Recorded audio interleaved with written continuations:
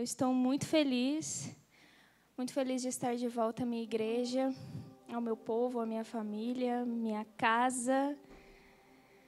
Muito feliz mesmo de estar aqui com vocês. E foi lançado a arte no Instagram de que nós falaríamos o tema cheios. E o que vocês vieram fazer aqui hoje? Ser cheios? O que vocês vieram entregar ao Senhor essa noite?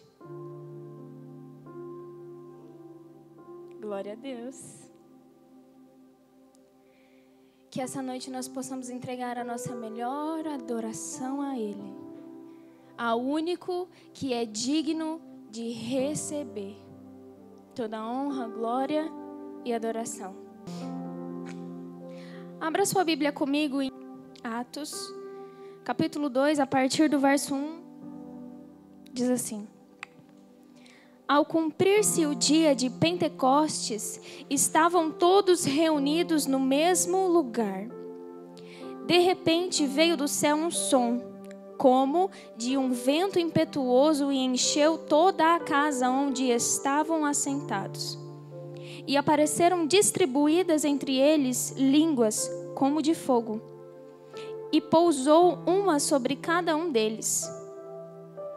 Todos ficaram cheios do Espírito Santo e passaram a falar em outras línguas, segundo o Espírito lhes concedia que falassem. Vou ler de novo, do verso 1, por favor. Você pode ler comigo, ali no telão? E cumprindo-se o dia de Pentecostes, estavam todos concordemente no mesmo lugar. E de repente veio do céu um som, como de um vento veemente e impetuoso, e encheu toda a casa em que estavam assentados. E foram vistas por eles línguas repartidas como que de fogo, as quais pousaram sobre cada um deles. E todos foram cheios do Espírito Santo e começaram a falar noutras línguas, conforme o Espírito lhes concedia que falassem. Amém. Atos é provavelmente escrita por Lucas, um médico. Ele acompanhou muito a vida de Paulo, depois que Paulo começou o seu ministério. E ele escreve tanto o Evangelho de Lucas, quanto Atos para Teófilo. Estudiosos debatem quem seria Teófilo. Se é só uma conjectura, porque Teófilo significa amigo de Deus. Provavelmente também para um general do exército romano, alguém de alta classe.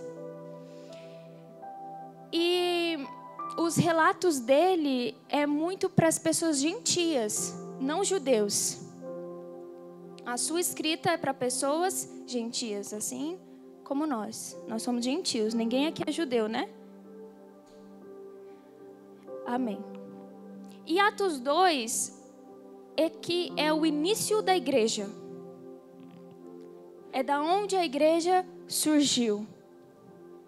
Mas Jesus estabeleceu a igreja quando ele perguntou para os seus discípulos assim: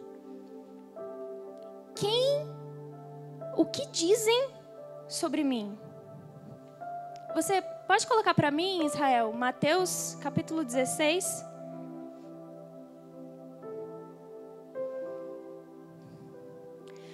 Mateus capítulo 16, a partir do 13.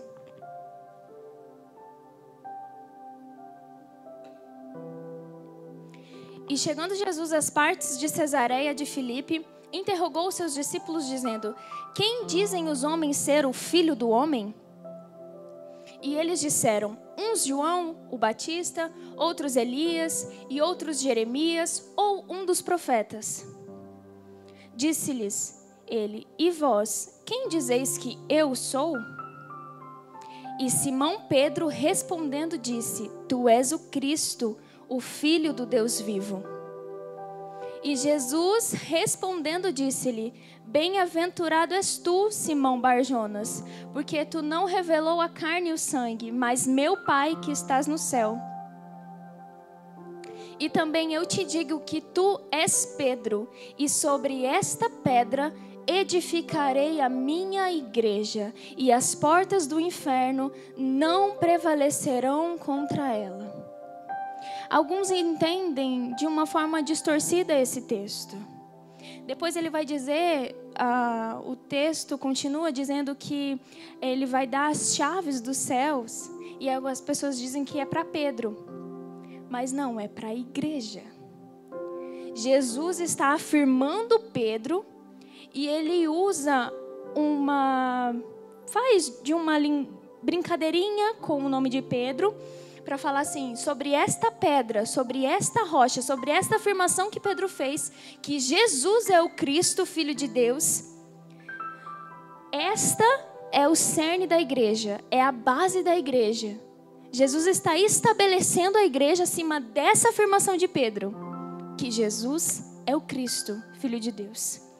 Então a igreja, ela é estabelecida e fundamentada por uma só verdade: Cristo Jesus é o Filho de Deus. E a igreja surge a partir disso. E ele vai dizer: as portas do inferno não prevalecerão contra ela. Não quer dizer que nós vamos receber ataques do inferno. É a igreja que vai atacar o inferno. As portas do inferno não prevalecerão, porque a igreja vai atacar o inferno. É nós que vamos lá tirar as pessoas perdidas, afundadas, mergulhadas no pecado. É a igreja, esse é o papel da igreja. Jesus disse isso. E antes dele subir aos céus, ele deixou uma promessa e ele disse: enviarei um consolador, não vos deixarei órfãos, enviarei um consolador. Isso está em João 14. Não me lembro agora o versículo. Mas ele vai lembrar as minhas palavras. Vai lembrar para vocês as minhas palavras. Esse é o Espírito Santo. João 14, 26, se vocês quiserem procurar depois. O Consolador vai lembrar vocês as minhas palavras. E Jesus, depois de subir aos céus, antes de subir aos céus, dá uma ordem para os seus discípulos: fiquem em Jerusalém. Lucas 24, 49, por favor.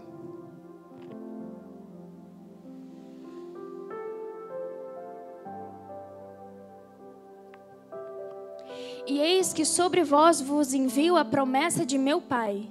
Ficai, porém, na cidade de Jerusalém, até que do alto sejais revestidos de poder. A ordem é para ficar em Jerusalém. Ali tinha o templo, as sinagogas, e a ordem era para ficar. Tá com a Bíblia aberta? Em Atos?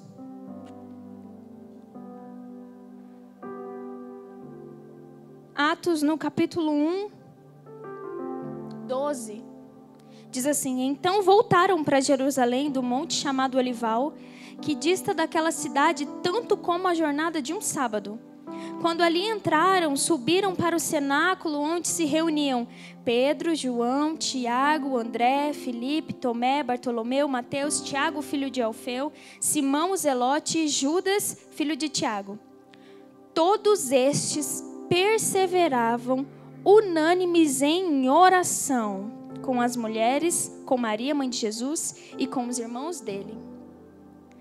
Todos estes perseveravam unanimemente em oração e súplicas. Primeiro ponto que nós vemos: obediência dos discípulos.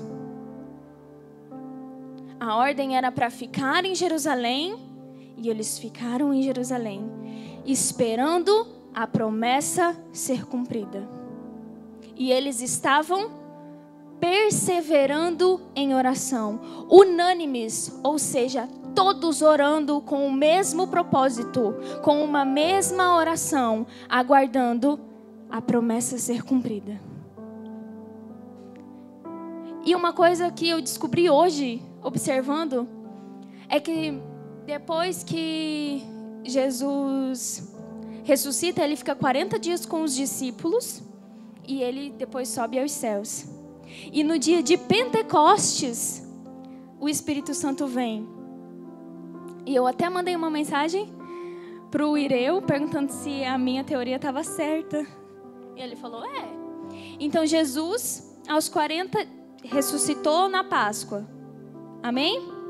Ficou 40 dias com seus discípulos. A festa de Pentecostes, ela acontece 50 dias depois da Páscoa. Se Jesus ficou 40 dias com seus discípulos, 10 dias depois o Espírito Santo veio. 10 dias depois que Jesus subiu aos céus, o Espírito Santo veio. Mas eles estavam unânimes em oração. Primeiro ponto: obediência. A ordem era: ficai em Jerusalém, porque do alto serás revestidos de poder. Ficai em Jerusalém, e do alto sereis revestidos de poder. E eles ficaram em Jerusalém e oravam e adoravam ao Senhor com as suas orações, até que de repente eles não esperavam. A adoração, o propósito em que eles estavam ali de adoração estava tão bom que eles não estavam esperando.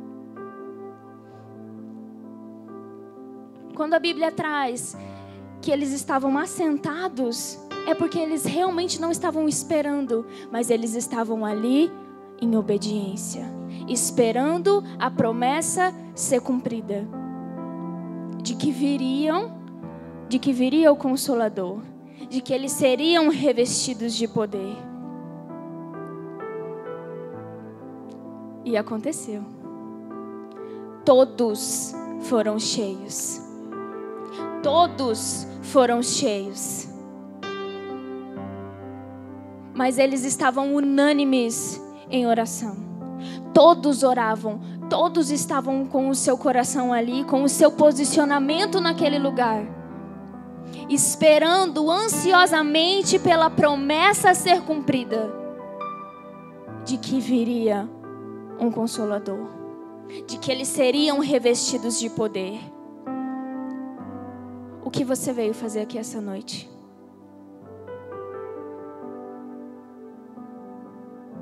Como está o seu coração para o Senhor?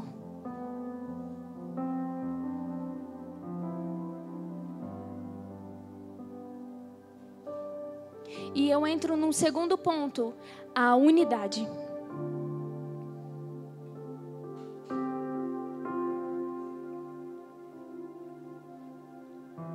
Estavam todos reunidos no mesmo lugar. Eu cresci em lar cristão. E quando eu me desviei dos caminhos do Senhor, eu falava, eu não preciso de igreja. Eu não preciso da igreja porque eu tenho Jesus. Eu acredito em Deus. Eu posso viver a minha vida aqui. Eu acredito em Deus. Amém. Amém. Mas há um propósito na igreja. Há um porquê o Senhor estabeleceu a igreja.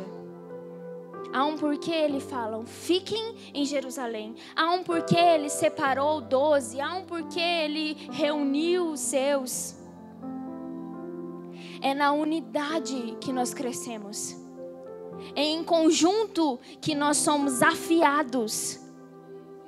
Porque nós somos diferentes e glória a Deus por isso. Nós somos únicos. Mas é nas nossas diferenças que nós crescemos espiritualmente. Em maturidade com o outro. É na unidade. Então eles estavam obedientes a uma ordem do Senhor e eles estavam reunidos num só propósito, numa mesma visão, aguardando a promessa.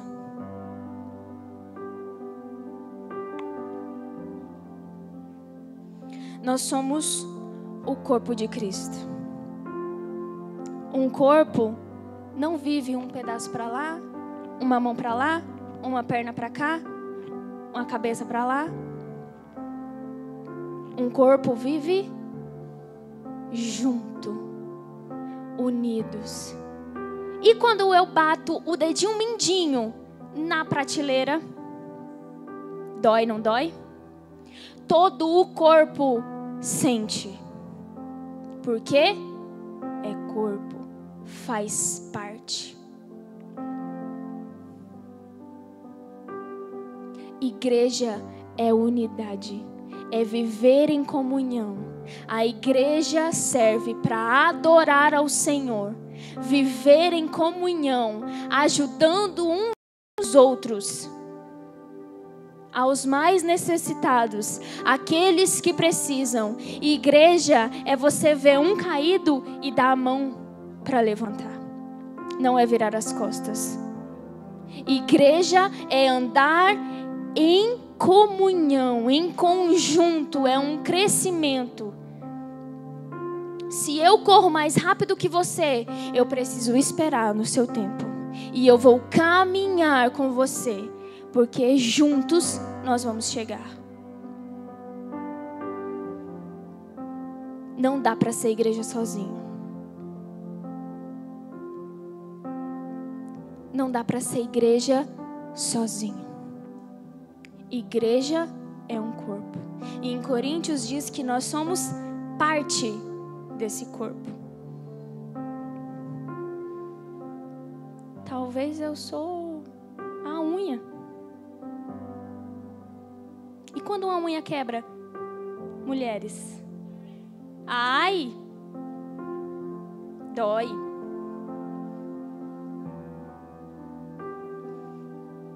Somos parte.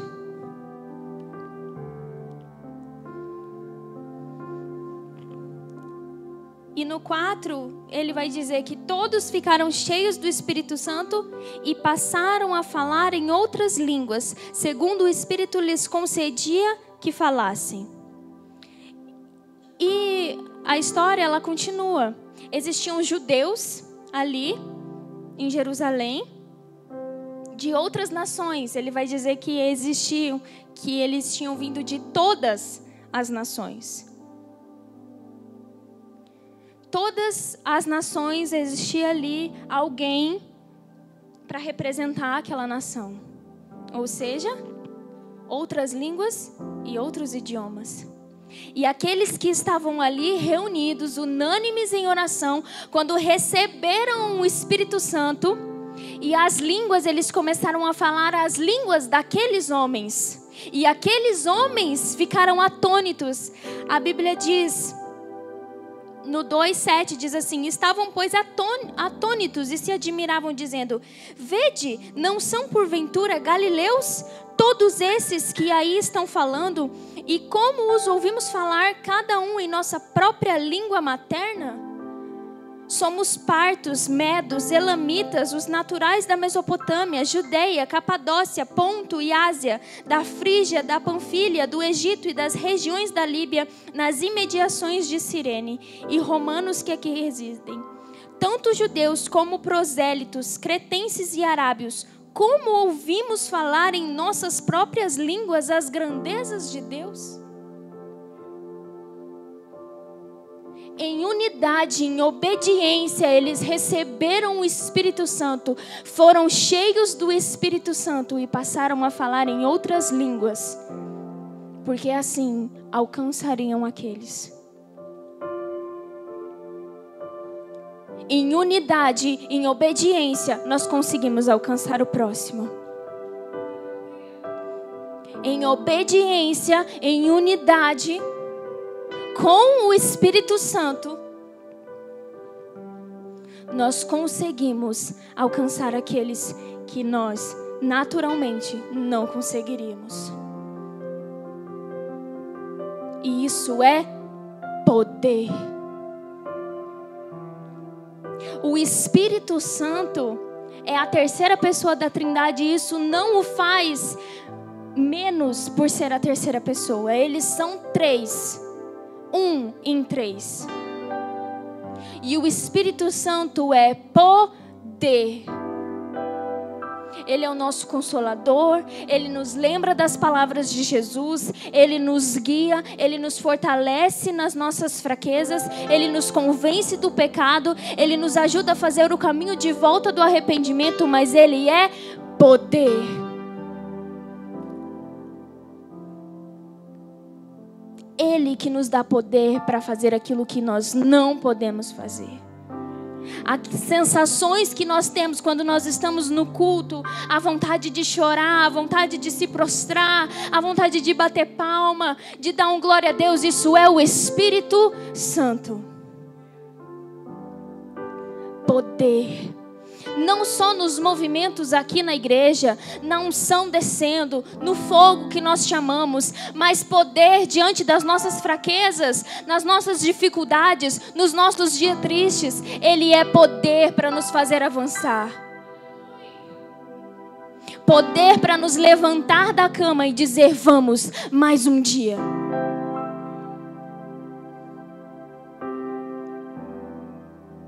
Ele é poder para nos fazer ministrar na vida de alguém quando é nós que precisamos ser ministrados.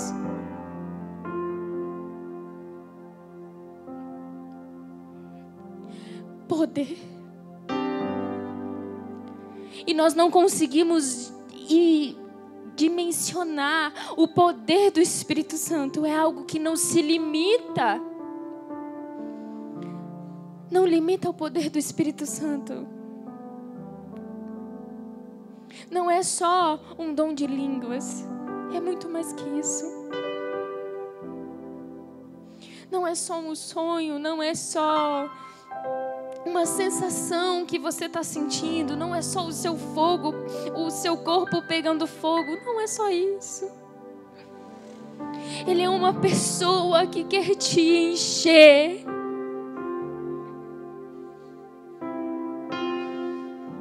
Ele é alguém que quer se relacionar.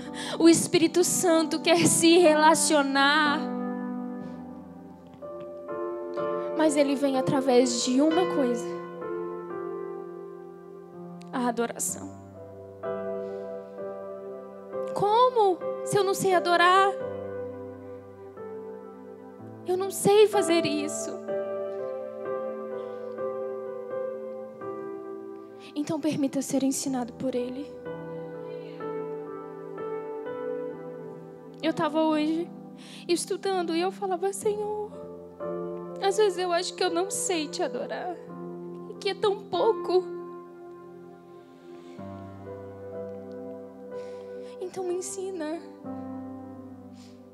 Me ensina a te adorar da maneira que você quer ser adorado, que você merece ser adorado. E qual é a sua melhor adoração essa noite? O que você veio entregar ao Senhor?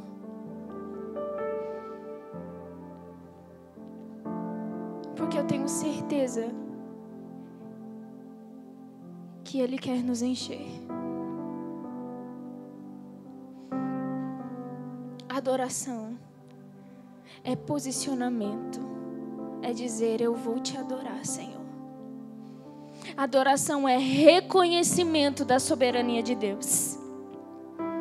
é saber que só Ele é digno de ser adorado, que só Ele merece ser adorado. Adoração é submissão, é se humilhar diante do Senhor. No grego, koinés, prostrar-se, render-se,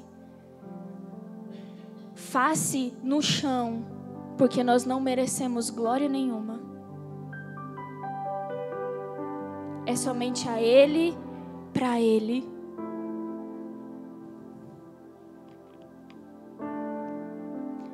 Dele para Ele. Quantos aqui são batizados nas águas? O batismo, no grego, ele significa mergulhar, imergir. E aqui nós conhecemos essa passagem como o batismo do Espírito Santo, certo? E nós sempre fazemos várias questões antes de nos batizarmos. Você reconhece Jesus como o suficiente Salvador? Você quer fazer isso em público? Você quer viver uma vida cristã, com uma conduta cristã? Para o Espírito Santo não é diferente. Você quer ser cheio do Espírito Santo? Você quer caminhar e ser direcionado por Ele a tomar as suas atitudes? Você quer esse poder para vencer os seus sofrimentos? Não que você não vai ter mais, mas você quer esse poder que te faz levantar, que te faz avançar? Você quer ter esse poder que te ajuda nos dias difíceis? Você quer conhecer Jesus? O Salvador, aquele que morreu por você?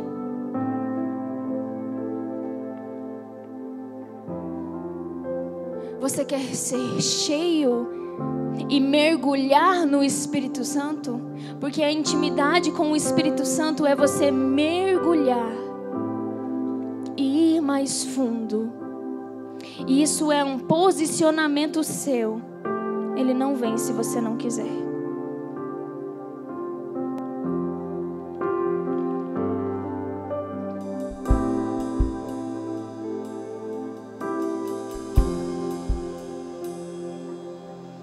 Através da obediência, unidade e adoração, nós conseguimos, ou nós podemos, ser cheios do Espírito Santo.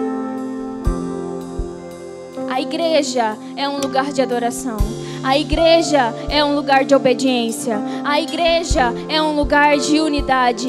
A igreja é onde o Espírito Santo está.